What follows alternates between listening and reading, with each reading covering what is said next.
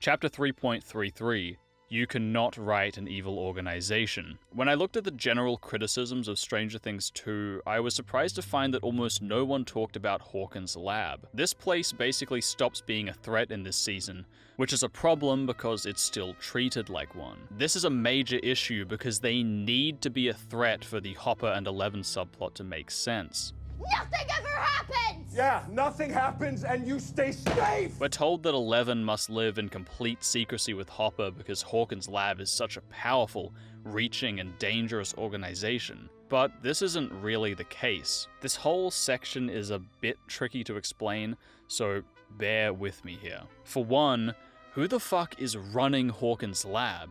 In Season 1, it seemed like Brenner controlled everything as part of his clandestine MKUltra thing, but apparently it's been taken over by this guy. What's your favorite candy? Desert Island candy, if you had to pick one. I don't know. Come on. Life or death situation, what would you pick? I guess, Reese's Pieces? Good call. Good call. I'm more of a Mounds guy, but I gotta say, peanut butter and chocolate, come on. As the Duffers said in an interview, we knew that we needed someone new in the lab to take over the mantle of Dr. Brenner. We were just like, what is the opposite of what Matthew Modine brought to the role? Someone who you can actually talk to and who is friendly and charming in a way. And yes, he could be sinister, but at the same time, he can earn your trust. But is Dr. Owens running Hawkins' lab? Like the covert military aspect of it as well? Based on his personality, I don't think so. Grass, crops, trees, everything in this area is either dead or dying, and that's a radius of over 3 miles. And it all leads back to here. See, these patterns here are really pretty. I like the design. It's almost psychedelic. Yeah. You and your egghead friends go out there to every area on this map and you run your tests or whatever the hell it is you do and you see if anything comes up. All right, so you're giving me orders now? No. I keep things nice and quiet for you. And you keep your shit out of my town. That is the deal. I have done my part. Now you do yours. Convince me. Does this look like the face of a man in charge of a large and powerful organization? One that kidnaps children and murders civilians? No. Okay, so who the fuck is running Hawkins' lab? Is it these generic suits? Who the fuck are these people? They're never introduced by name, don't speak, and they appear for maybe 10 seconds in the whole season. We never see them do anything besides stare at monitors forebodingly. Ooh, they're so scary and mysterious. Okay, so if they're not running things, then is it the scientists? I don't hear any suggestions. We have bigger problems than the boy. Do we? We can't keep delaying the burn.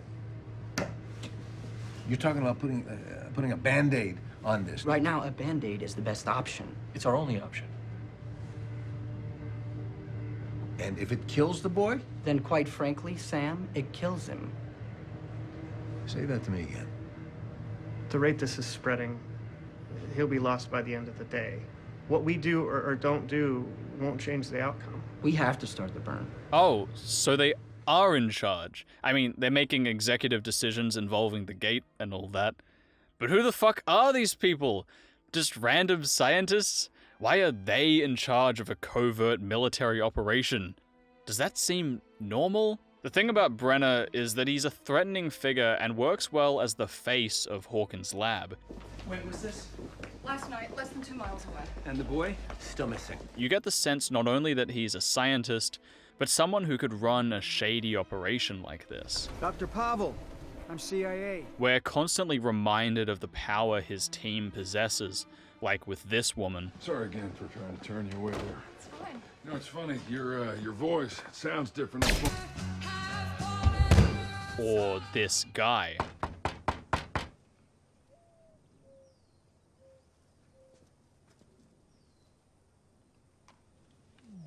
We're all clear. Copy that.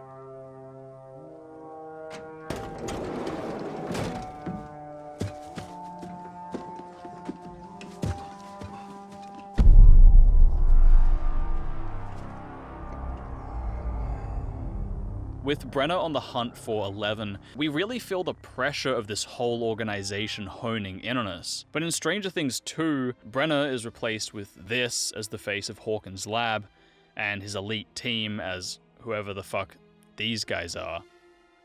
Yikes. Just treat him normally. Be patient with him. Don't pressure him to talk. Just let him lead the way. Listen, I understand what you went through last year. I get it. But those people are gone. They're gone. Okay? So if we're gonna get through this, I need you to realize I'm on your side. Dr. Owens is kind of tricky to talk about. I really like the casting of Paul Reiser, and his performance is definitely a highlight in the season. Oh. Not very pleasant in here, is it? Sorry about that. Hospitality's not our strong suit. You know, scientists and all. Yeah. Okay. You up for a little walk? I'm assuming you're behind me. I just don't think it fits the narrative or tone they needed. With this subplot, we're constantly told that 11 is in so much danger she can never leave the house and no one can know of her existence, even a year after her disappearance. But every time we cut back to Hawkins' lab, all we get is this bumbling comedic character and some random scientist running the place. There's such a disconnect between these two, and it completely undermines the tension that this subplot requires. Furthermore, Dr. Owens is a fundamentally good person who doesn't do anything immoral or antagonistic, which ruins what I think would have worked for his character. Many of you would be aware that Paul Reiser played a very similar role in the film Aliens. Where have you been? Guess you two have met, huh? I'm Burke. I'm Carter Burke. I work for the company. But don't let that fool you. I'm really an okay guy. I need you to realize I'm on your side. I need you to trust me. The difference between these two scenes is that in one he's lying, and in the other he isn't. In Aliens, Burke is a scumbag, psychopath, and arguably the real villain of the film. He figured that he could get an alien back through quarantine if one of us was impregnated. Whatever you call it. Wait a minute now, we don't know.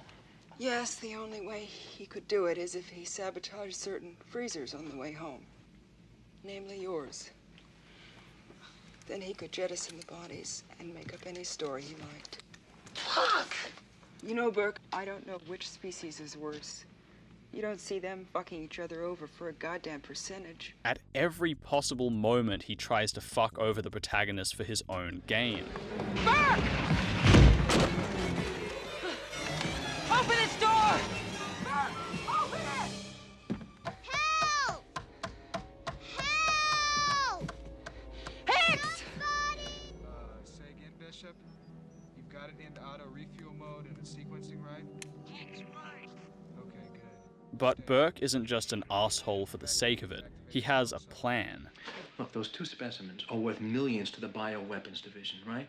Now, if you're smart, we can both come out of as heroes, and we will be set up for life. The problem with Dr. Owens is that he barely does anything detrimental to the protagonists. In fact, he's often on their side. And if it kills the boy? Then quite frankly, Sam, it kills him.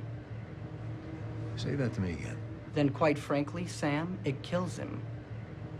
The worst thing he does is prevent Jonathan and Nancy from revealing how Barb was killed to her mom, which I think is pretty justified. They seem to have some kind of treaty in which they don't reveal any information about what happened, so Owen stepping in to prevent this seems like a fair reaction.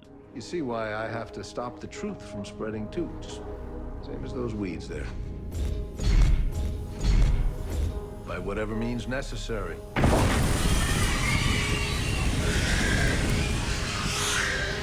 So, we understand each other now, don't we? Yeah, this is obviously a bit shady, but this is the only moment in the entire season where he makes any kind of threat to the characters. I actually like this scene a lot since we get to see another side to his character, but since they don't do anything with it, it just goes to waste. If they wanted to replicate Burke's charming psychopathy, then they failed because he's not threatening and does nothing to harm the protagonist. If they wanted to subvert this expectation by making him seem like Burke, but actually be a good person, then they failed in this as well. Reiser plays another kind of authority figure at Hawkins, like Brenner, Modine's character, but we really wanted someone whose whole vibe and tone is the opposite of Brenner, and whereas Brenner was a little kind of like stern and scary and forbidding, Reiser is charismatic and he's funny and he's winning. And you really, as a result of, you're not sure, like, is this someone we should root for or is this someone we should fear? And we keep, I'm not going to answer that now. But we do keep that ambiguity going through much of the season. So it's unclear to us where Dr. Owen stands, and instead of being mysterious, it's just confusing. Now, am I assuming rightly that you're a villain or not, or what? Who you? Yes, you're assuming. We're not on the edge of our seat wondering if this is someone we should root for or fear. It's just not dealt with. There's no scene where he needs to be convinced one way or the other, or has a change of heart, or anything really. I guess a big part of this is that it just isn't fun to watch. Burke is a villain you love to hate, and it's pleasing when he gets murdered.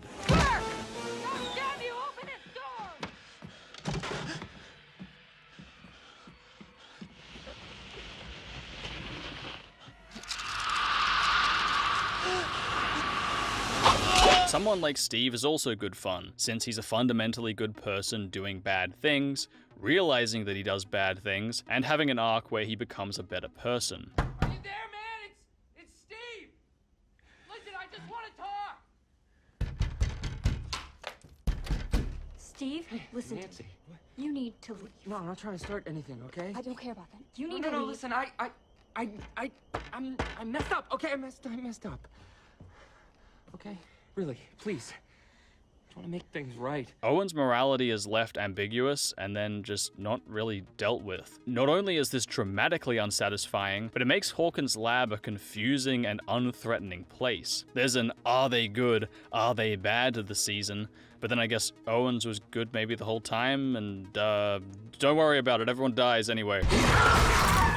They take the sequel formula of Aliens, turning their monster into a whole bunch of monsters, copying an entire scene from the film.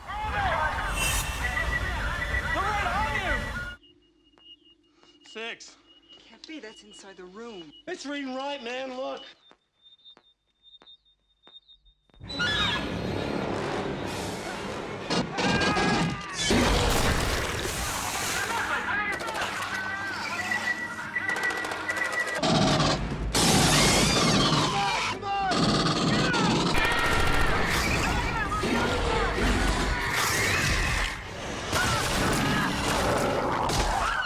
And even getting the same actor to play basically the same role. The main difference being that they do it in maybe the least satisfying way possible.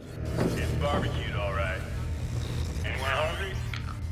What? They miss the opportunity for him to be a genuinely charming, funny ally who perhaps faces opposition from more sinister elements within the lab. They miss the opportunity to play him like Burke, being a charming psychopath who is constantly undermining the protagonist. They miss the opportunity to do a bunch more things I don't want to bore you with. The bottom line is that no matter how good Paul Reiser's performance is, the character isn't dramatically compelling or antagonistic enough to justify the way Eleven's subplot is handled. But I can't make things better without your help. You mean without us shutting up? She's tough, this one. But not only is Hawkins' lab headed by a mostly comedic character, run by a bunch of nobodies, and has no plans that threaten the protagonists, it seems to have the decision-making capabilities of an incompetent retard. Well, you were right about these pumpkins. Some nasty stuff. And the smell. Gee, mother of God. So what exactly do you think is going on? Well, I told you what I think. But we'll run the tests and we'll see what comes up. So Hopper finds out that 9 farmlands have suddenly started rotting with a strange black goo, all of them surrounding the lab. Grass, crops, trees, everything in this area is either dead or dying, and that's a radius of over 3 miles. And it all leads back to here. See, these patterns here are really pretty. I like the design. It's almost psychedelic. This is a joke to you, huh? No, it's not a joke. I don't understand what this has to do with me, Chief. Whatever is happening is spreading from this place, from this lab. That's impossible. The last burn was 2 days ago. It's contained. What if there's a leak? A leak? I don't know, man. You're the scientist. Exactly. And I'm telling you, there's nothing to worry about. You'd think that this top secret organization wouldn't be so blasé about something that is clearly related to them. I mean, I understand, like, local council government being this incompetent, but not the sort of organization that is willing to murder people to protect its secrets. Maybe destroying the crops of 9 farmers in a small town immediately surrounding your spooky top secret lab would elicit concern outside of just the police chief. It's pretty hard to take these guys seriously as a threat when they're this retarded. Yeah, Jim Hopper, he came here with some woman named Joyce Byers. Well, that's a little hard to explain. There's another girl, and she's missing, and I think she's in trouble. I didn't know who to call. Aren't Hawkins' lab tapping the phone lines? I haven't been honest with you. But I can't tell you here on the phone. Meet me tomorrow, Forest Hills Park, 9 a.m. Don't tell anyone. And don't call me back here. It's dangerous. You think that this would interest them? You know, Eleven's aunt calling the police about how a missing girl turned up at her house, and that the previous year Jim Hopper and Joyce Byers were there, looking for the same girl. You know, just something that might be on your radar! Those bad men aren't gonna find you. All right, I'm not way the hell out of here. I'll take some precautions. So Hawkins' lab is run by a goofy comedic character. They're not trying to undermine the protagonist in any way, and they're incompetent. But they're still treated like an ever-present threat to Eleven's existence. You go out there, ghost or not, it's a risk. We don't take risks, all right? They're stupid. And? We're not stupid. Exactly. Now you take that off, sit down and eat. Your food's getting cold. Not only does this not work because of these reasons, but even within Eleven's subplot, she proves that they're not a threat. She goes out for an entire day in broad daylight and nothing happens. She runs into a mother and uses her powers and nothing happens. Where are your parents? Look, Mommy, look.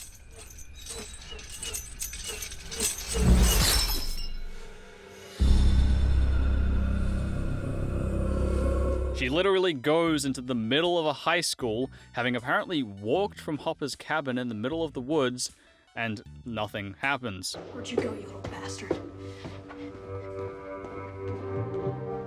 Before she meets Hopper, she very openly uses her powers against a man to knock him out. What's your name? What are you doing out here in the cold?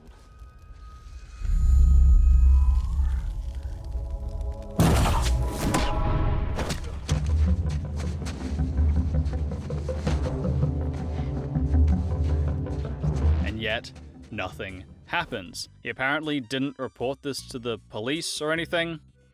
Maybe he was embarrassed. I'd be embarrassed. Even Hopper acts like a complete maniac around Dr. Owens, and he doesn't seem to notice. Hey, Chief, you copy? Yeah. You remember that Russian girl Murray was going on about the other day? Yeah, well, now I'm thinking he's not so crazy after all. Stay where you are. Do not move.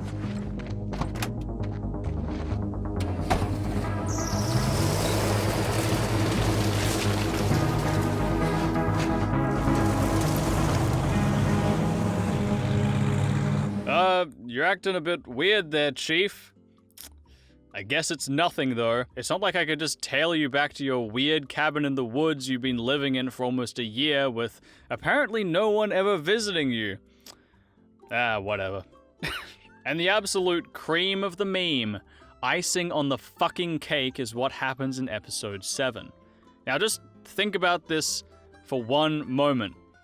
Really hard. Despite this season taking place nearly a year since her supposed death, It's so dangerous that no one can know of Eleven's existence, and she can never go outside. Hopper doesn't even let her go out on Halloween in full costume that clearly no one would recognize her in. Trick or treat? You wanna go trick-or-treating? You know the rules. Yes. Yes, so you know the answer. No, but I don't. They wouldn't Hey, see me. I don't care. But they I wouldn't see me. don't care, all right? You go out there, ghost or not, it's a risk. We don't take risks, all right? They're stupid. And? We're not stupid. And yet, she teams up with a gang of known murderers and attempts to kill an ex-member of Hawkins' lab. Wait. I can help. I can help you find him. Find who? Brenner! I can take you to him. Papa is gone. No, he is alive.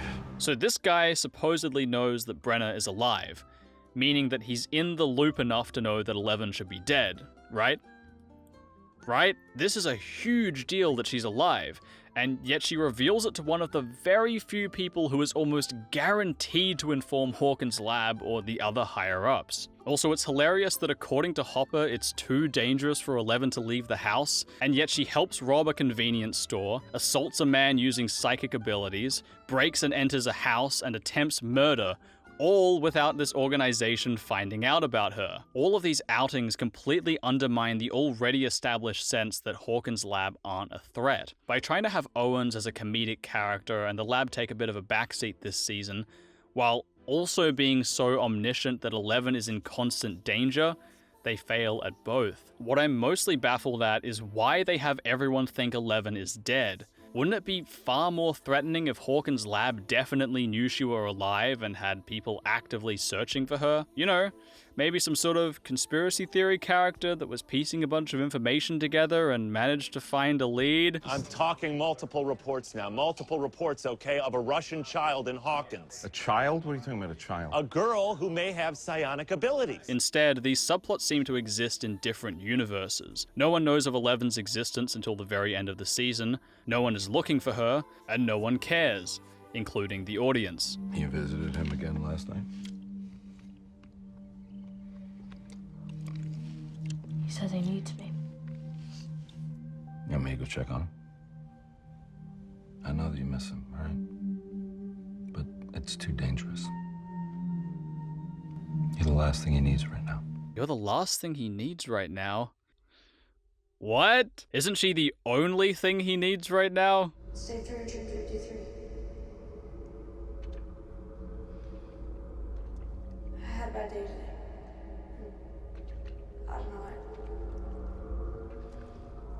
I guess I wish you were here. I mean, we all do. If you're out there, just please give me a sign. You're the last thing he needs right now. What? You're gonna see him soon.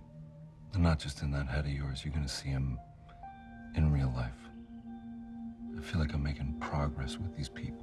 Okay, so Hopper is trying to make a deal with Hawkins' lab to, I guess, not have Eleven be in danger from them anymore. There's a lot of problems with this that hurt your brain the more you think about them. For one, it's extremely vague as to what progress Hopper is making or when it will be achieved, which Eleven even brings up in this scene. You say soon on day 21. You say soon on day 205. You now say soon on day 326. What is this? You're like counting the days now, like you're some kind of prisoner? When is soon? Soon is when it's not dangerous anymore. When? I don't know. Hopper keeps on telling Eleven that he's sorting stuff out with the lab and he's making progress, but no one except him knows that Eleven is alive, right? So what is his plan? 2 years down the track, will he just be like, oh yeah, you guys reckon you could get a fake passport for Eleven, who was secretly alive this entire time? How would he even be negotiating with them before this point? They can't be negotiating if the other side don't know that the topic in question isn't dead. The only time that this plan would work is in the exact situation Hopper finds himself in by complete chance at the end of this season, one in which he can use Eleven's help in exchange for her freedom. Oh yeah, I've been meaning to tell you. This is 11. 11, Doc Owens, 11. She's been staying with me for about a year, and she's about to save our asses. Maybe when this is all said and done, maybe you could help her out too, you know? Maybe you could help her lead like a normal life. One where she's not poked and prodded and treated like some kind of lab rat, you know? I don't know. It's just a thought. Yeah. Think about it. But Hopper is already doing the lab a favor by keeping their shit under wraps. All right, so you're giving me orders now? No. I keep things nice and quiet for you. And you keep your shit out of my town. That is the deal. I have done my part. Now you do yours. Not only does Hopper have at least some leverage with this guy, but he even has something to offer them. Guys, we've got a massive problem with the gate. If it keeps spreading, then crops will keep dying, and maybe more of those monsters will come through it. If only there was something or someone that could close it. Damn. How am I going to convince the lab to grant 11 her freedom? Especially since they think she's dead. If only there was something I could offer them in exchange. It's possible he was just lying about the danger 11 was in out of some protective thing to do with his daughter. In fact, there are several times where characters express confusion over his motivations or plans. There was the scene before with 11, but there's also this one with Carly. And this policeman, he thinks he can work out some sort of deal with these men to set you free. Yes. He says soon. He's naive then. We will always be monsters to them, do you understand? And this one with Mike. The more people know about her, the more danger she's in. And the more danger you and your family are in. Oh, what, so I should be thanking you then? I'm not asking you to thank me. I'm asking you to try to understand. I don't understand. Fine, that's fine. Just do not blame her, all right? She's upset enough as I don't blame her, I blame you. I blame you. That's okay, kid.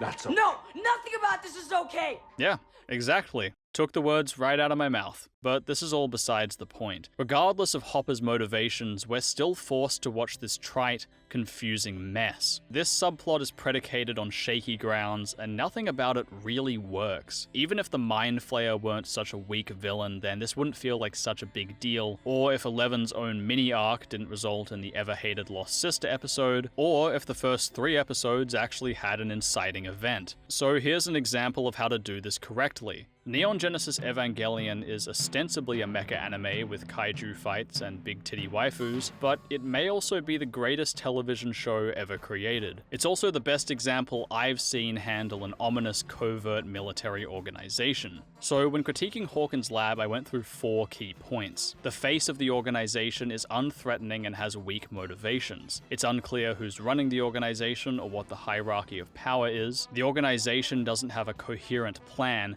especially one that threatens the protagonist, and the organization doesn't seem to hold much power and is clumsy and blasé. In Neon Genesis Peanut Butter Jellion, giant alien monsters known as the Angels begin to attack Earth and can only be defeated by the use of giant robots called Evangelions. These operations are overseen by the covert military group NERV.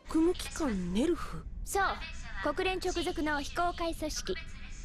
父のいるところですね。まあね。お父さんの仕事を知ってる？人類を守る大事な仕事だと先生からは聞いてます。今から本作戦の指揮権は君に移った。お手並みを見せてもらおう。了解です。Gendo Ikari, the leader of NERV, is basically the definition of an intimidating and ruthless leader. 分かってるよ。でもできるわけないよ。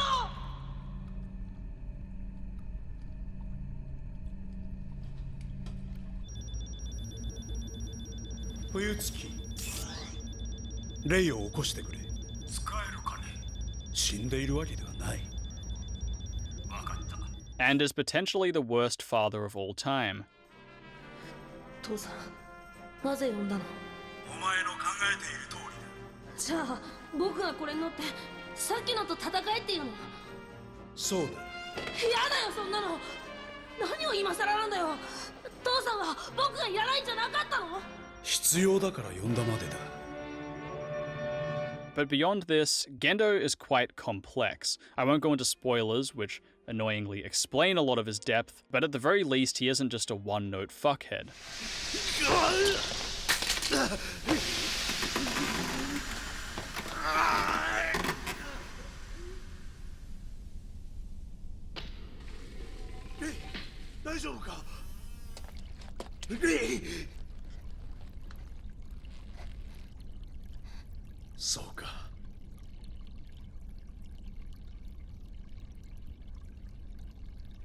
Furthermore, Gendo answers to Selle, a mysterious Freemason-like group of elites who have their own motives in the work of Nerve. それに君の仕事はこれだけではあるまい。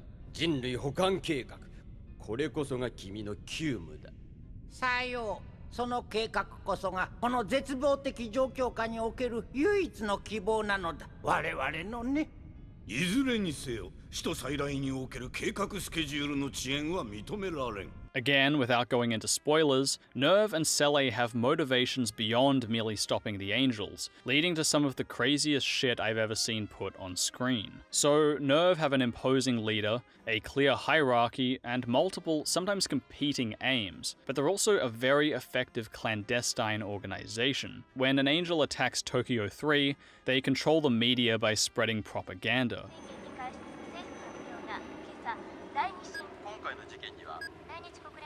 発表はシナリオ B22 か。またも事実は闇の中ね。広報部は喜んでたわよ。やっと仕事ができたって。And they even sabotage another rival contractor's prototype mech. ちゃんと歩いてる。自慢するだけのことはあるよね。どうした？変です。リアクターの内圧が上昇していきます。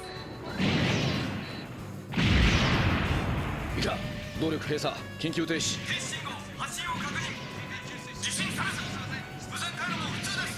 制御不能。桂木1位の行動以外は全てシナリオ通りです。ご苦労。Nerve is handled in the opposite way to Stranger Things 2's Hawkins lab. While Owens is unthreatening and underwritten, Gendo is one of the most iconic and imposing characters in anime.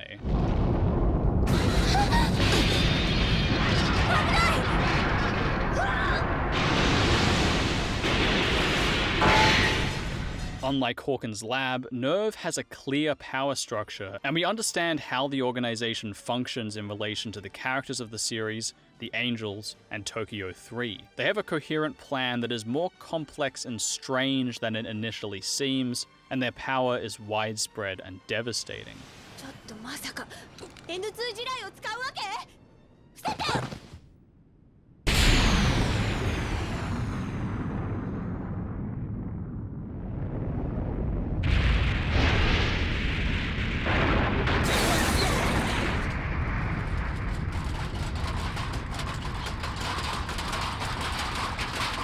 Now, to be fair, a big part of Evangelion is the mystery of Nerve and Selle's true motivations, something that Stranger Things 2 obviously isn't so focused on. At the very least, it's a brilliant example of how Hawkins' lab could, and probably should have been handled in this season.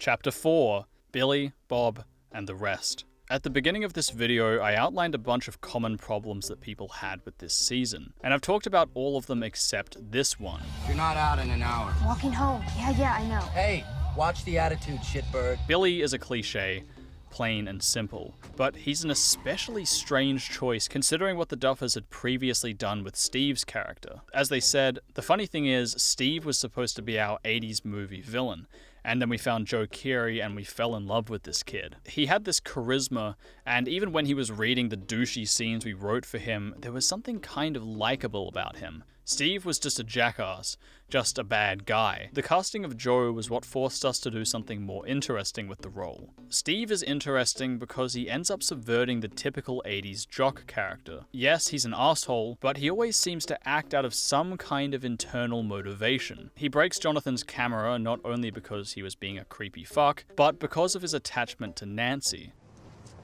Here you go, man.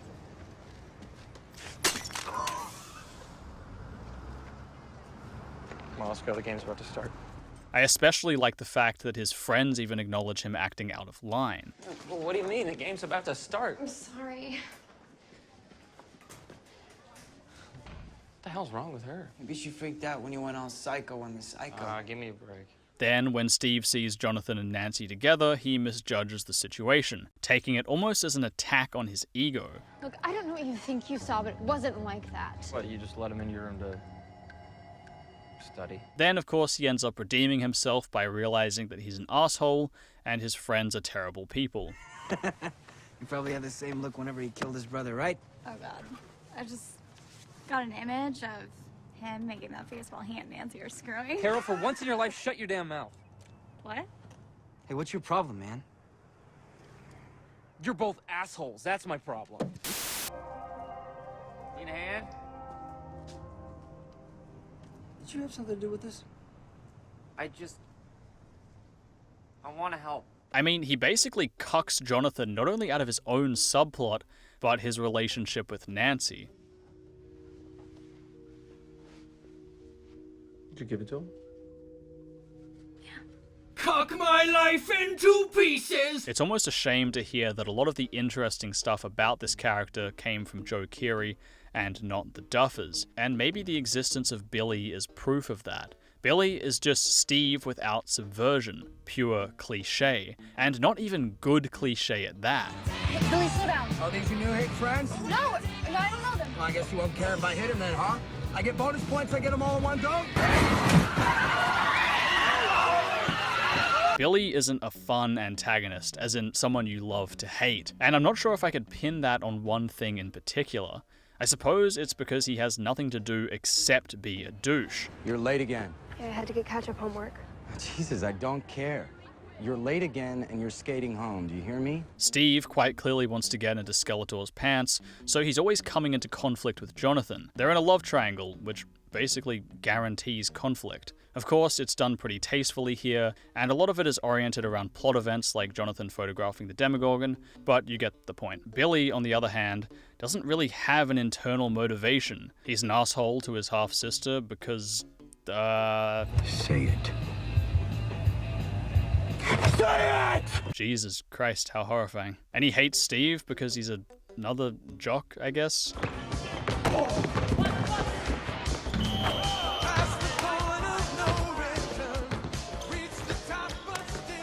You were moving your feet.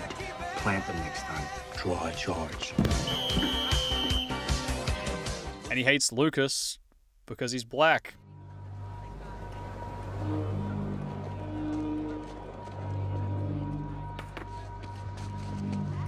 That kid you were talking to, who is he? There's no one. No one? It's a kid from my class.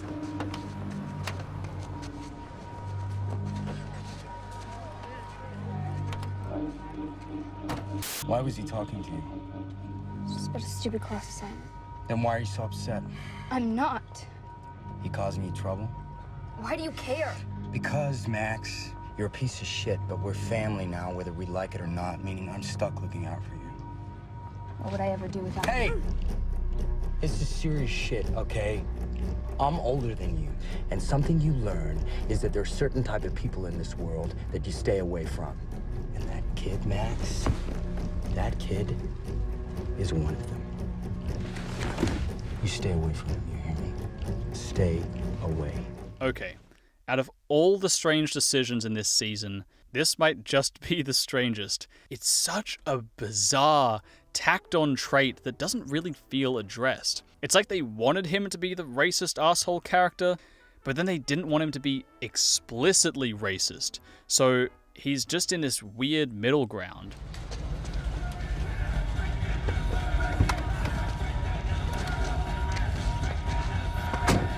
The hell I tell you? I'm not late. You know what I'm talking about. Oh, Lucas? So he has a name now, huh? It's a small town, okay? We weren't hanging out. Well, you know what happens when you lie. And if you're wondering if it really is about race, then yes, they confirmed it in an interview. He is racist, I think. It's reflective of people that he's viewing as different from him and an overall rage at the world. In this case, seeing his sister with someone like Lucas leads to that conversation. But also, any way he can find a reason to attack Max, and he'll use it. We wanted to be honest about what an interracial relationship like that would do, and how certain characters would react, and how a character like Billy would really react to that. Why did you feel the need to address the reality of an interracial relationship in your comfy 80s throwback series? What the fuck were you thinking? Well. Lucas Sinclair, what a surprise. I thought I told you to stay away from him, Max. Billy, go away. You disobeyed me. And you know what happens when you disobey me. Billy. I break things.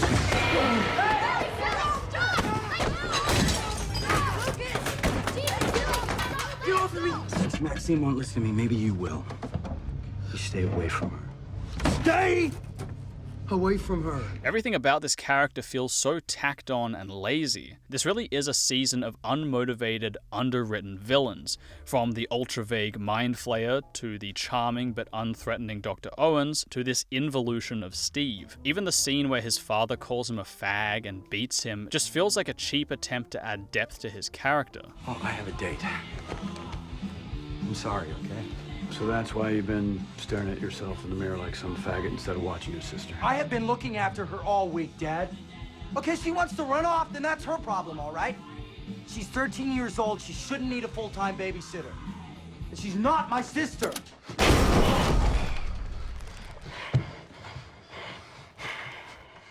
What did we talk about? This is another scene where it's hard to put my finger on why it doesn't work. Maybe it's because it's so obviously there for shock value or to show another side to this character in a contrived way. It's like right at the end of the season they realized he needed more than one dimension, so they just artificially slapped on another. I apologize for the analysis here being kind of sparse, but it's really not worth it for a character whose last name you can't remember without consulting the internet. Isn't that right, Billy? Isn't that right? Yes, sir. I'm sorry I couldn't hear you. Yes, sir. Find Max.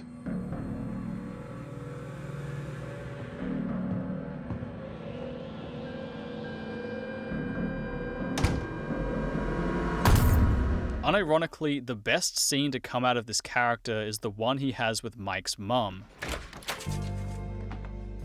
Oh. Hi. Hi. I didn't realize Nancy had a sister. What's so funny? I'm Nancy's mother. No. Yes. Mrs. Wheeler. This is great, not only because there's real chemistry, but we get to see Billy being more than a one-note character. I am looking for my little sister, Max. Goes by Maxine. She's been missing all day, and to be honest with you, I'm worried sick, you know. Yes, I did just say that the attempt to expand his character in the previous scene was contrived, but I think this example works far better for several reasons. I thought she was at Lucas's, but Mrs. Sinclair said your house is the designated hangout, so, you know. Here I am.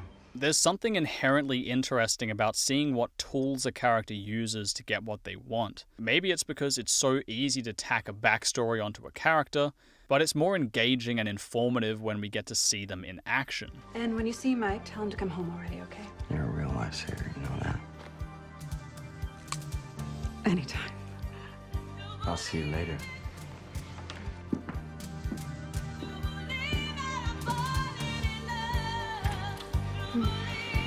There's more depth in seeing Billy switch into suave psychopath mode than just forcing a melodramatic and tactless scene onto him. I mean, they sort of evolved. I mean, Billy, we that was really early on because we wanted this sort of human antagonist. Yeah. And so that's actually kind of more how Steve started. The Duffers talk about this human antagonist concept in numerous interviews, and I've always found it kind of baffling considering how poorly Dr. Owens is handled. I suppose they wanted to replicate the role that Steve had, but their solution was to literally just have another Steve, but without any of the depth.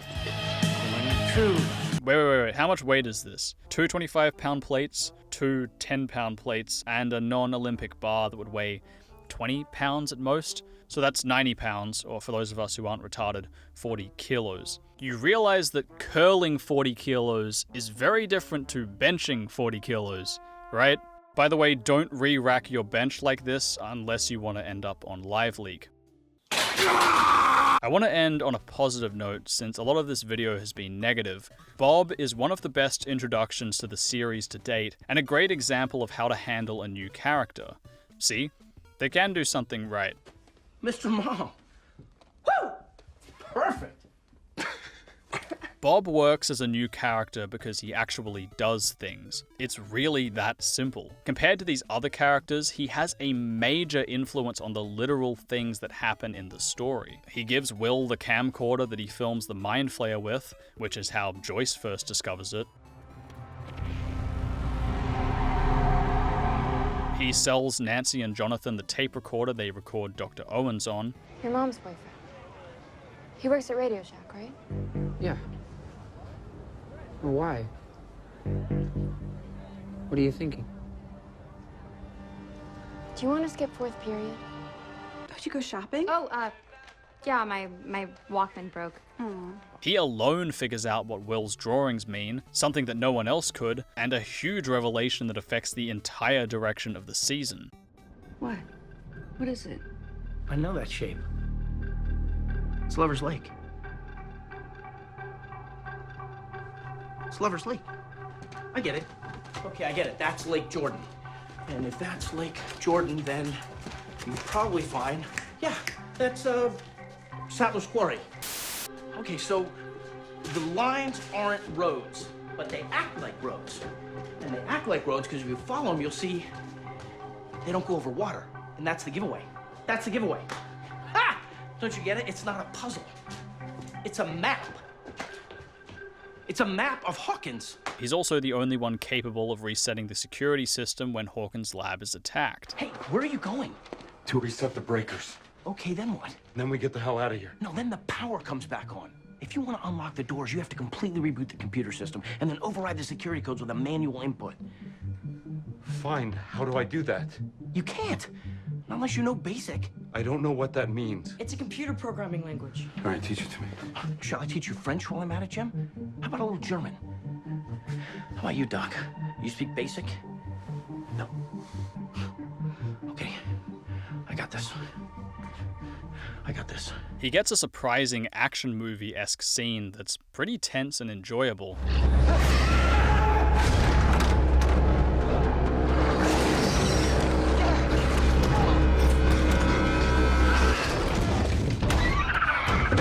And ultimately is killed off.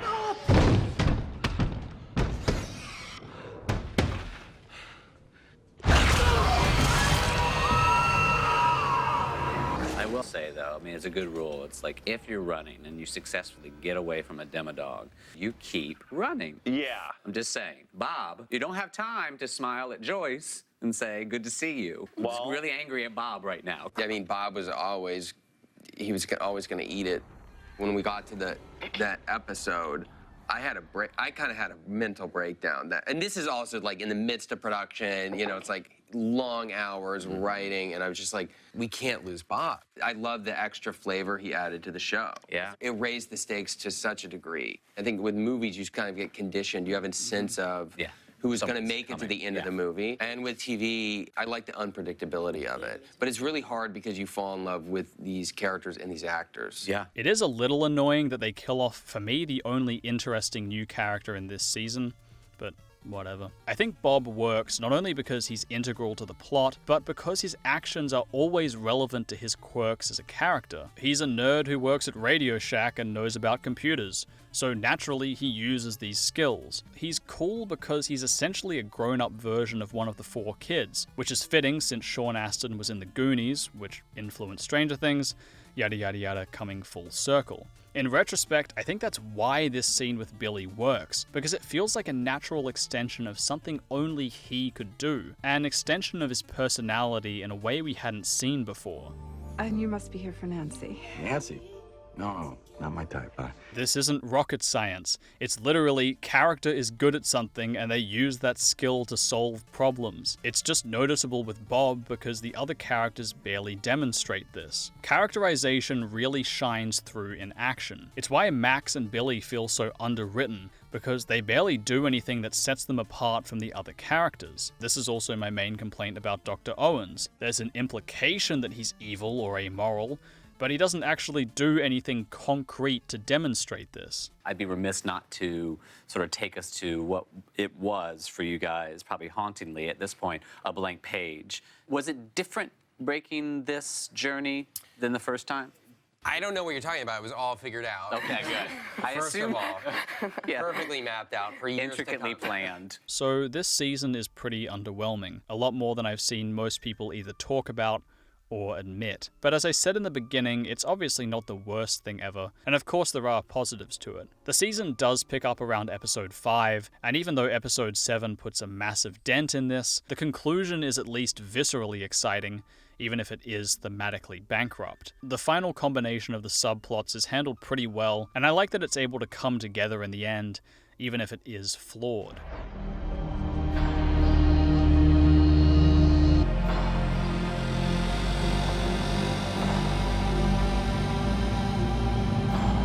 The music, set design, practical effects, costumes, and acting especially are still great. The sound design is still good, although I feel like it's a little weaker than the first season with its weird use of stock sting effects.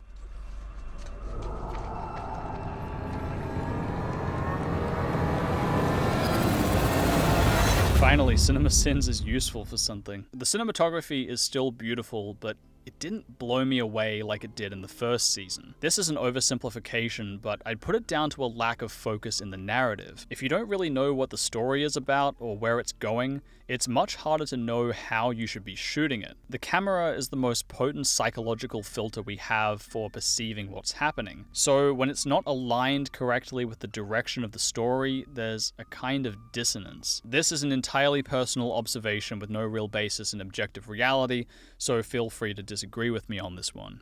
Does Stranger Things get better? Yeah, it does. I think season 2, in my opinion, is better than the first season. Really? Yeah. Although botched, it's admirable that the Duffers went for something moderately unconventional. I want to make it clear that this season is weak because of the reasons listed above, and not because it isn't a copy of the first season, even though it hits many of the same beats. Action-packed cold open, an evil monster from the Upside Down comes through the gate, Will Byers just can't catch a break, Joyce being neurotic, shit all over the walls, Jonathan and Nancy go exploring, Hopper goes investigating, Steve loses a fist fight, Eleven uses her powers to defeat the monster, and Will is resuscitated after appearing to be dead.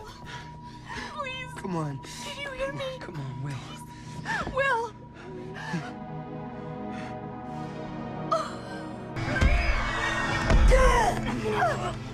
That's it! Oh my God! That's it! You fucking hacks! I knew it! It would have been so easy to play straight into the nostalgia card and just cruise along a bland rehash of the first season, and I'm glad that they don't do this. I will always respect people going against the grain and trying something different, even if they fail in that pursuit. You know, this season it turned out to be, it's a lot more complex in a lot of ways, just in terms of the number of characters that we're sort of juggling and just the plot. There's a lot going on this season, so we certainly needed that extra help in the director's room. I feel like the short answer is like we wanted to do better and get further ahead with scripts, but we did way worse. So it was the gnarliest grind this season for sure. We all want to try to do better. And so we were, we didn't take it easy knowing that people were going to watch this show. We were, I think, at least Matt and I know Sean we're all harder on ourselves. And I hope that it shows, but we were just really our toughest critics, and it really kind of made it a difficult ride. I also respect how genuinely passionate and committed these guys seem. Again, it would have been very easy to lay back and cruise on the fame of the series, like many others have. there's also a few benefits going into the third season. As the Duffers said, we had more ideas than we had room for. The only thing about that is that I think it's hopefully going to speed up season 3 a little bit, because we have accumulated a lot of stuff that we just didn't have time to get into. It was a decision we made this year in that we didn't want to start people off on their journeys. Kind of the end of last year, we kind of started. It was like you began to tease what was going to happen, what each journey, each character was going to be, Hopper and Eleven and Will, and so we didn't want. I mean, we didn't want to do that this year because I didn't want to, accidentally box us into something that we would later regret. This is another good decision. The problem with the setup of the Egos at the end of the first season is that it kind of locks them into something with Hopper and Eleven. I guess that would have been fine if that subplot was good, but it prevents them from doing something like, say, having Carly appear at the beginning of the season so they could dedicate more time to her character and whatever thematic stuff they were trying to do. Also, this was never explained, was it? Why does Hopper suspect that Eleven is alive, for one? And two, why on earth would he think she'd be roaming around in the woods for over a month and expect her to find food in a fucking box? God damn it, I'm trying to end this video. Sort of, yeah, Hopper's under a lot of stress to like figure out how to deal with this situation. And then as evidenced by the Egos and the thing, he has some sort of understanding about this 11 reemergence situation, which we'll get into as well. So Stranger Things is an interesting series to look at, since it's one of the only big new IPs that I can think of. I think a big part of why this has struck a chord is we can all feel and see the influences, but it is original, and it's come out at a time where, you know, the market is more and more riddled with remakes and sequels, and to kind of distill what's so great about those old movies and stories that we really like it, but to put it onto something no one's ever seen before, I think is really exciting. And I hope that can influence other filmmakers and other stories that get told, because we certainly enjoyed making it, and it sounds like people really liked and responded to it. So, although I think this season was very much a misstep, it's not like the series is ruined forever. There's no reason that Stranger Things 3 and its inevitable sequels have to be garbage. I won't say his name, but he's an amazing, amazing filmmaker. And he said, just remember, I guess I'll curse. He just remember, you will fuck up. And that was, to me, that if I could tell myself like that, and it's okay. His thing is, it's okay. Like, even now with the success, you're gonna fail, and you're gonna fail, and you're gonna fail, especially when you're a champ and you're going out in the real world, and that's okay, and you can learn from those failures and you can grow from them. You just have to accept that that's just part of the process. The Duffers have proved that they're capable of making a good original series purely out of passion and with no expectation of success, so there's no reason they couldn't do it again. The bottom line is, I don't want to see you back here for Stranger Things 3, a defecation, although the views certainly wouldn't hurt.